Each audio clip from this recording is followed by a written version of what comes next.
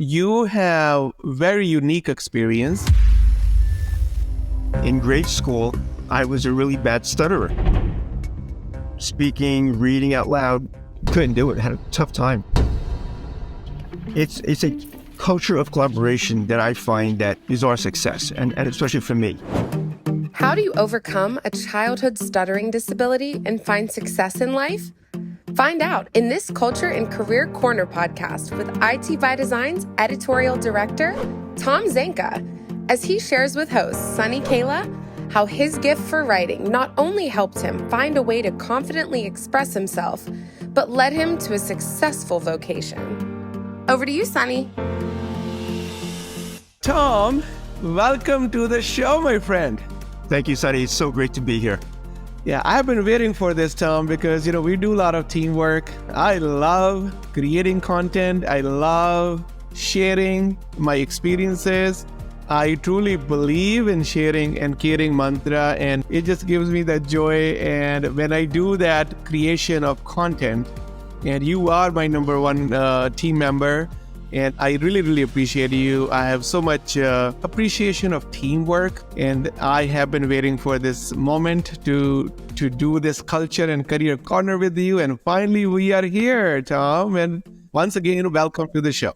Absolutely. Thank you so much. I'm looking forward to doing this too. We've had great chats, you and I together. Never had a camera on it though. So now we got the camera. We're gonna record it. Yeah. So we're going to have this. We're going to start with your journey, Tom, because I want to share your life experience with this universe today. So why don't we start with sharing your journey? Can you please give us a quick summary of your journey? It really began in grade school. I was a really bad stutterer. Speaking, reading out loud, just couldn't do it. Had a tough time. Classmates made fun of me, so it was not a happy, time. But that's what drove me to my love for words, My parents were big readers, magazines, newspapers, things like that. So this love for words really evolved out of that. And what it gave me was a safe way to express myself without having to stutter. I wasn't verbally expressing myself. Now it was all written. So that was a big relief for me. So we get to high school, I write for the high school newspaper. And so when I go to college, I was a journalism major. I wanted to be a journalist, and that just happened. It wasn't planned. And I found creative writing to be another great outlet for me. So journalism makes you tell the story in a factual way. But creative writing, you're still telling truths, but you're doing it in a creative way, And that was my introduction to storytelling. And I just found this incredible power of storytelling. And that's what brought me to being a content writer and screenwriter. And then when I got to corporate America, I found the power of storytelling in marketing. Every company has a story to tell. Every product, every service that we're selling, it has a story to tell. And we want to get that story out to the world in the most compelling, enjoyable way. Storytelling is so essential for any individual success and business success, or like any kind of success, because as human beings, we relate better to stories. We remember better when someone shares their story with us, and having that skill that you have is so valuable. Okay, so with your journey with ITBD, can you define ITBD culture? What do you have experienced so far? It's a culture of collaboration that I find that is our success, and especially for me. I know that I can go to my marketing colleagues, I can go to the Build It colleagues, I can go to my colleagues in India. I've had some great collaboration with the more tech savvy individuals here, colleagues. Collaboration has helped me really be successful here. So that's the aspect I like, is the behavior, the outcomes that I like writing about with technology. How can we help our partners be successful? Culture of collaboration has really helped me be able to get that story out to our partners. Yeah, the culture of collaboration, right? We talk about culture by design, and what we are intentional about here at ITBD is collaboration. And there is alignment of mindsets, Yeah, that is what makes ITBD very unique. So can you please share top 3 lessons, your greatest life lessons learned so far? Yeah, sure. The first one is the mantra of my life. Always expect the unexpected.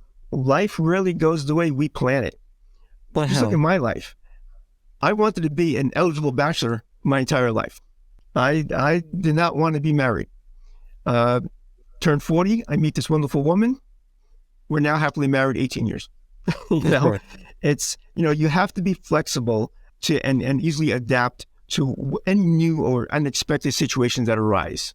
Right. So what I'm hearing is being open to new possibilities that you're not expecting.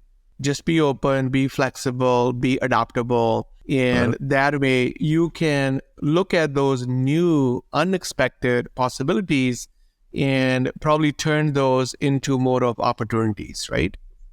Absolutely. Yeah. Number 2 is something you mentioned before. Find your gift. I truly believe, Sunny, that each and every one of us is born with a gift. Could be music, could be numbers, words in my case, but everyone has a gift. The challenge is identifying it and using it productively in your life, in your career. How do you find it? Ask the people closest to you, your parents, your siblings, your colleagues. Ask them, because they are looking at you in a very more subjective way than you look at yourself, and use it, like I said, productively. That'll really drive your success. Any other thought that you want to share, something that people can do to discover their gifts other than asking people? Any other thought? Yeah, I mean, I was a high school English teacher one time, and I was, trying to teach them the power of storytelling, my gift. Don't think you don't have the gift. You may not know you have it. Yeah. I tell this a lot to younger people, especially Sunny. When I was a teacher, I would say to a student, what do you want to do with your life? They had no clue, Sunny, Yeah. So I would say to them, tell me what you enjoyed doing as a young child, when you were 7, 8, 9 years old. What did you enjoy doing? And that's when they would tell me, oh, I enjoyed music. I enjoyed reading, Okay, start there. Maybe that's your gift. Why don't you build on that? Perfect the craft. That's what I did with writing. Yeah, I was just a reader at first, but then when I had this love for words, now I had it, like I said, go to school, take journalism classes. I had to perfect that craft, and it turned into a career for me.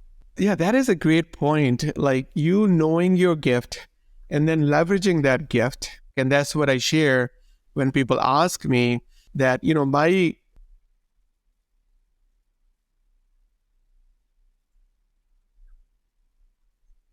see things in a new way. Yep. So the main piece was knowing what you're good at and then using your domain skills to leverage your gift. Yep. Absolutely. Number 3, read everything. I consider myself self-taught, even though I'm a college graduate, because I read a lot. When you start networking with people outside, in the world, you'll be able to have conversations with them on just about anything. That's how you engage people and you build those new relationships. Those people are going to be the ones who are going to drive the success of your personal and professional lives. Yeah, so that's a great point. Now, so in terms of actionable advice, when it comes to your third takeaway, what is the practice people can adopt in their daily life? So anything that you're doing which you want to share with people that can help them put this takeaway into practice? Yeah, when I was younger, in the pre-internet days, the local library, the public library, it's free. No matter what your income level is, you can go to this, this building filled with these amazing books. Reading, especially with the internet now, there's PDF books online, Kindle. The internet has become that new public library for people, Lots of young filmmakers are shooting short films, 10-minute films, which are really nothing but short stories presented in a visual medium. So the internet, public libraries, these are places that we can go to for a wealth of reading material. Again, level that playing field so you can compete with anybody now, as long as you allow yourself the time to read. It's a discipline like writing. You have to want to do it, and you have to, do it. Yeah. So is there any time that works for you? Is it like some kind of routine that you follow, like from this time to this time every day, use that time, protect that time to read? Yeah, early in the morning, before the craziness of your business day starts, things are nice Yeah. and quiet. Like 6 o'clock, I will sit with my phone and read the current events. I'm a news hound. That's that journalist in me. I love knowing what's going on in the world. Both my wife and I, we will sit in bed. We've got our reading pillows, and she's reading. It's funny because she likes to read on a device like a Kindle. Me, I'm old school. I still like books. You had me read Storybrand. I went and got the book, a hard copy book, and I'm reading it because you know what? Why, Sunny? I like to write notes. I buy the book. I write notes in the margins. And I have my little system.